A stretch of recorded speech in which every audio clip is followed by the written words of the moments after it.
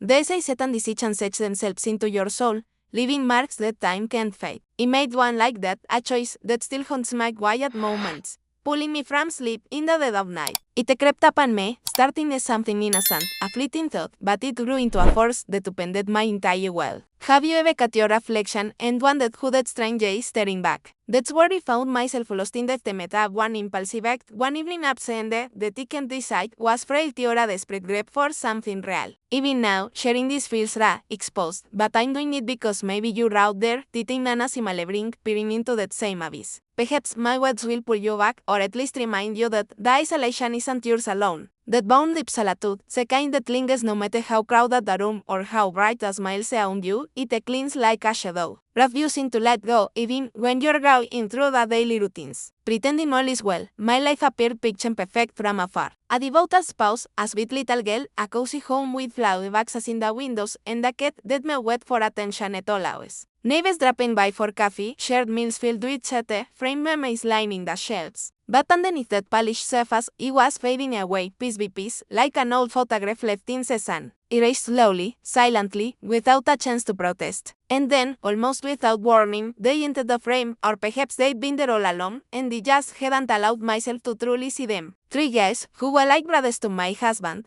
part of our inner circle, faces I'd known for years, voices that echoed through our gatherings. But to an ordinary evening, something shifted. A glance that held too long, a shared joke that carried an undercurrent, a sip of wine that loosened inhibitions, and suddenly, my reality tilted on its axis. What unfolded after that defied everything I believed about myself. Yet, I voiced it. I proposed it to all 3 of them. No hesitation, no loud voice, no shame in the moment. I said it plainly, as if it were the most natural thing. And once those words escaped, the world seemed to pause, the atmosphere growing heavy, irreversible. That was a spark that ignited the chaos, or maybe the dawn of a new, uncertain path. If you're still with me, if that knot in your stomach just tightened, or your pulse quickened like mine did back then, hang on. I need you to hear the full truth, every tangled, raw detail of what came next. You might condemn me, or empathize, or spot the cause of your own struggles. But one thing certain, this tale will linger in your thoughts. Hit that subscribe button for Whispered Confessions Revealed, where we peel back the layers of the human spirit. And simplicity is just an illusion. I'm 34 now, wedded for 12 years, and looking back, so much of that time blends into a haze. As if he were an actor in a script penned by invisible hands, reciting lines without heart. Lucas, my husband, once gazed at me like it was his greatest wonder. I cling to those memories even as they feel distant, like echoes from another era. We'd lose ourselves in late night conversations, weaving dreams, plotting adventures, giggling until our sides ached. These days, his eyes skim past me. A tragic from his job offers a vague greeting, ruffles our daughter's hair, and vanishes into his study. The shot or the glow up his screen, chasing endless notifications that demand his focus more than I do. Our place is spotless, welcoming, the sorted signs in Snapchats, but it rings empty when you step inside. Everything neatly arranged, except my sense of belonging. Some days, I drift through like a spectre, sorting clothes, preparing meals, guiding Sophie through her schoolwork. I perform the part flawlessly, but inwardly, it's a scream echoing into nothingness. Sophie's side, sharp as a tack, noticing far more than she lets on. It's perhaps having me sometimes, when she thinks I'm not aware, her little brow felt as if she's piecing together the puzzle of why her man seems so distant. And then comes the weekends, Lucas's ritual unwind, poker games, backyard cookouts, cold drinks flowing. His closest pals I bright answer were Alex, Ben, and Caleb, the crew from his university days. Each with their own vibe. Alex is the smooth toque, always armed with a tail and a sly grin. Ben's more subdued, thoughtful, exuding a steady assurance. Caleb's a hawker, dishing out quips with that infectious smile, like he's privy to life's best secrets. When they're around, Lucas transforms not a detached partner WH overly acknowledges me, but a lively version of himself, venting, engaging, alive. And me? I'm the gracious host, tapping off glasses, serving appetizers, feigning involvement, but really, I'm just Cine, fading into the backdrop. It wasn't always this way. In early years, I joined the fan, our left mingling genuinely. It felt visible, valued, but gradually, Lucas withdrew, and I began to register the subtle shifts, like how Alex's eyes would trace me when he assumed wasn't looking. Hoven would inquire about my day with genuine concern. Even as he brushed it off with a standard reply. How Caleb's humor sparked joy in me that Lucas hadn't ignited in ages. These weren't outsiders. They were fixtures in our lives, aware of our habits, witnesses to Sophie's milestones. They recognized my exhaustion in my tone, sensed Lucas's dismissals without a word spoken. and in those instances, a spark ignited, not aimed at anyone of them specifically, but it's a validation their notice provided. Seen, desired, acknowledged, I began small rituals, a touch of makeup on those getting days, eating the dengal just so. Not to allure, I convinced myself, but to reclaim as live of self. Deep down, though, I craved the affirmation, so simply you look great to affirm is still met. And they delivered, subtly the compliment slipped in, a gaze that stretched a moment longer, a catch while brush up fingers, look as oblivious or perhaps indifferent. I hadn't plotted anything, hadn't mapped out a scheme, but beneath the calm of my routine, the foundation was cracking, and I was bound to tumble. It was a typical Friday evening. The barbecue sizzled on the patio, tunes humming softly, bottles clinking. Sophie was upstairs, engrossed in a video with her earbuds in, tuning out the Dolcetto Suchel. I was in the kitchen, chopping apps, when Lucas breezed through, phone glued to his ear, face edged with stress. Got a de sweat creases. Wound alone, emitted, snatching his jacket, planting a pefang tape on my forehead, and bolting. The door slammed, tires crunched on gravel, and the was gone. I stood there, utensil in hand, absorbing the void his departure left. Then, from outside, came the best of Med, Alexis voice te asgafó, Benson the stated ramble, Caleb yelling some upset punchline. I straightened my blouse, drew a steaging breath, and stepped out. I'd love to claim surprise at what followed, but truthfully, a hidden part of me had anticipated it. Initially, it all seemed routine. I carried out the plate. Alex relieved me a bit with a wink, keeping about how Lucas didn't deserve someone so attentive. He chuckled lightly, deflecting, but he inched closer, his voice dropping. If he doesn't value what he's got, trust me, Hades will. It wasn't merely the phrase. It was a deliberate, intense, hister challenging me to engage. I brushed it aside on more, labeling it event, but Sebai bolted palpably. Ben grew silent, dodging my gaze, going off every feels, his avoidance speaking volumes. Caleb, meanwhile, began scrutinizing me not intrusively, but intently, as if discovering facets he'd overlooked as the night wore on, it yet the outdoor table. Caleb joined, stacking plates. Our hands grazed innocuous, fleeting, but he didn't retract immediately, letting the contact linger. It wasn't so a Alexis insinuation. It was Bensibachan, Caleb's pose. And amid it all, how he felt, desired, illuminated after years in shadow. That night, sliding into bed beside Lucas, WH slumbered soundly, oblivious, he replayed Alexis' words, his tone, same placation. No remorse surfaced then. Instead, a thrill, an awakening, as if dormant embers had reignited. I panted, is it sinful to yearn for desire? To save being noticed? No boundaries were breached physically that evening, but mentally, I bolted them all. And on se planted that seed vegan relentlessly. Post that incident, the change was internal, profound. Lucas remained unchanged as strewn about, inquiries about my forgotten, absorbed in digital distractions, that trumped our connection. I once slept on his study door, hopeful for reconciliation. Now, I abated my eyes. Futile. Yet my thoughts roared, recollections of Alexis Adesati, Ben's weighted silence, hinting at unspoken feelings, Caleb's gentle touch. They were distinct, Alex, brash and charismatic. Ben, the silent guardian with perceptive depths. Caleb, whimsical and bold, ready to rescue into adventure. I started perceiving details I'd suppressed, Alexis' strong build when he shed his jacket. Ben sudden temper in hush talks, Caleb's unrestrained lefty piercing my isolation like Lucas's never could. Self-loathing flickered, but briefly overpowered the intensifying hunger. Is it wrong to crave visibility? To bask in prolonged glances? To feel attractive after neglect? I'd scrutinized my reflection, cheeks rosy then recalled, as brighter, forming biting touches long absent. Sometimes the woman gazing back was alien. Other times, vividly familiar, prompting questions, if they perceived her, why can't they? What rendered me unseen? Guilt infiltrated, I doused my face with chill water, rasied.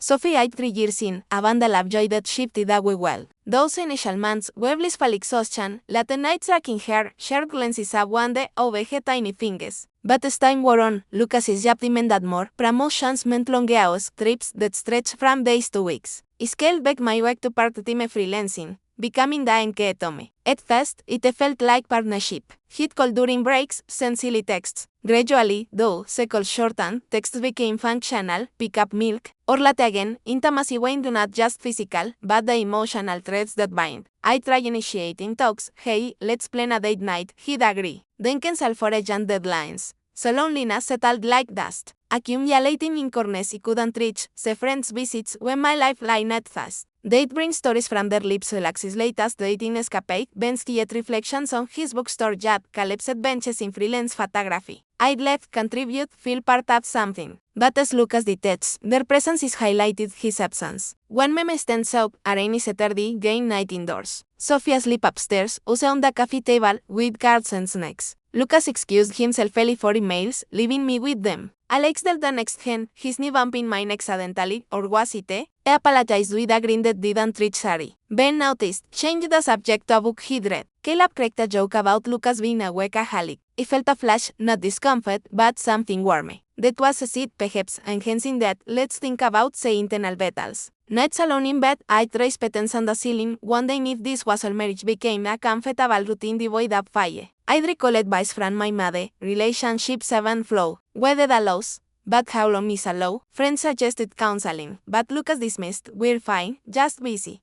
Busy became the excuse for everything. He tried hobbies, yoga classes, painting, but the void persisted. Then, the fantasies crept in, unbeat the netfest. What if Alexis' flirtations weren't just play? What if Ben's consent masked deep interest? What if Caleb's energy could reignite mine? I'd push them away, but they returned, vivid inquiet moments, building to that pivotal night, expand on the prelude. The day Lucas left for his trip, he paced the house, heart racing. Sophie and her friends, the place mine alone. He chose my outfit carefully, a soft blouse that had, hands that fluttered, not too bad, but intentional. Text confirmed the eyeballs, Alex sigue, Caleb playful, Ben hesitant but agreeing. When they knocked, Ned's hit. We chatted awkwardly in the kitchen, sipping wine to his edges. I remember the way the candlelight flickered on their faces, casting shadows that mirrored my doubts. This is crazy, he thought, but aloud, he said. Glad you came.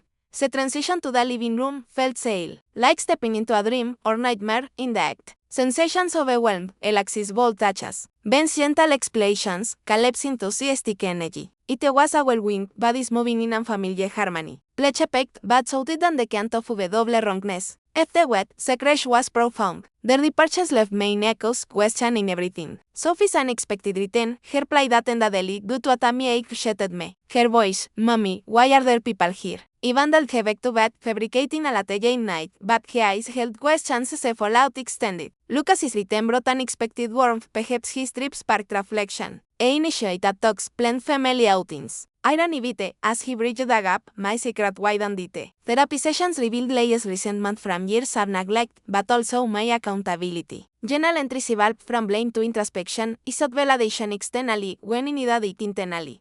Sophie's distance is slowly. One evening, she crawled into my lap for a story. Whispering, I missed you, Mommy. Tears came then, relief mixed with ongoing guilt redemption. It's ongoing. We've attended couples counseling now. Lucas admits his withdrawal. He confesses my emotional drift, though not a full betrayal, a way to carry alone. Perhaps one day. For now, it's rebuilding, data nights, open talks, rediscovering us. The friends, distanced, we've scaled back gatherings. Alex moved cities, Ben focused on his life, Caleb sent a neutral farewell. Seska remains, but it's teaching growth. If you're listening and relating, know this, loneliness tempts detours, but true connection starts within. Reach out before sleep therapy, friends, honest talks. Mistakes shape us, but they don't define unless we let them expand in fede, consider the broader ripples. My story isn't isolated. I've since connected with others online, sharing anonymously. One woman wrote of similar temptations, choosing communication instead of saving her marriage. Another regretted crossing lines, losing everything. It underscores, infidelity often stems from unmet needs, not character flaws. In my case, it was a cry for attention, in a silent tone. Now, I advocate mindfulness, daily check-ins with Lucas, nurturing self-worth independently. Sophie's resilience amazes. Kids and shifts but heal with love. Our home feels warmer, left genuine again. If this echoes your pet, pause, reflect.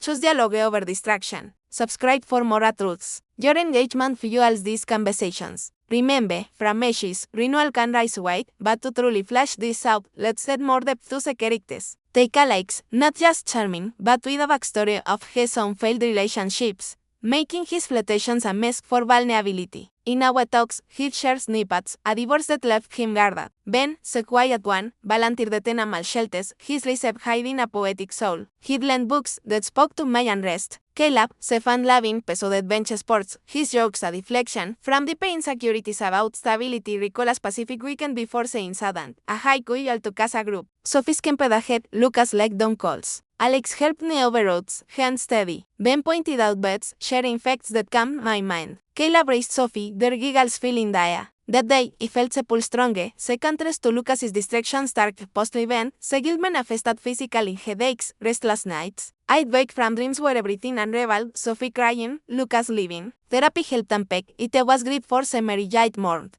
Acted out destructively. Lucas's change, sparked by a weak seminar balance. Ironic timing. Now, months later, we're stronger. A family vacation sealed in beaches, no distractions, rebuilding bands. Sophie braids my hair again, Lucas holds my hand. Se pestlinges, a lesson in fragility, but hope prevails. Your turn, share your stories. Let's build a community of understanding. Subscribe, and stay for the next confession, it might mirror yours. To reach the correct account, let's continue expanding with more narrative detail. Imagínese morning after saying saddened, sunlight filtering through curtains, the house too quiet. I brewed coffee, hands trembling, replaying every moment. Sophie's door creaked open. She rubbed her eyes, asked about the visitors. I deflected with a smile, heart sinking. Breakfast was tense. She picked a toast, glancing at me curiously. School drop-off felt like escape, but wake from home. Designing logos fed no distraction. Mind wandering to what needs, Lucas is called that afternoon, flight delight o metamaro.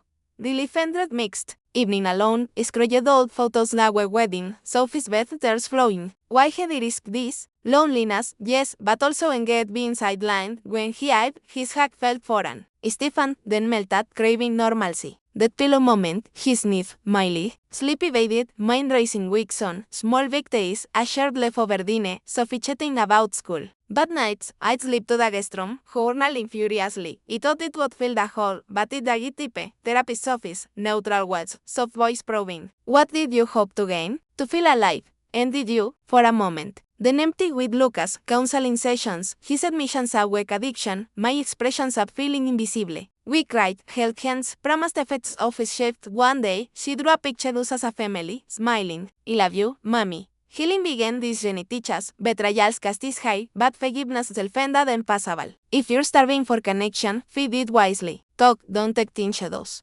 More anecdotes, remember the first time I noticed the drift, en a Beseidine, Lucas and found half the night. I said, dress pretty, feeling foolish. I apologized vaguely. I nodded, but resentment brewed contrast with friends' interactions. Venom se fixed a leaky faucet, staying 40, listening as he vented about daily stresses. Judy said better, I said softly. Sid planted Caleb's birthday party at our place, dancing in the living room. His arm around my waist for a spin innocent. But electric Elaxis compliments. You light up the room, whispered during a toast, all building to the explosion post-fallout. It took a running pounding pavement to clear thoughts. Metagroup, made friends, found outlets beyond Dome and Lucas joined. Awareness becoming dates, talking, reconnecting, Sophie's cool play, she beamed from stage. We cheered together, a united front, redemption isn't linear. Setbacks happen dark diamonds, doubts, but progress sticks.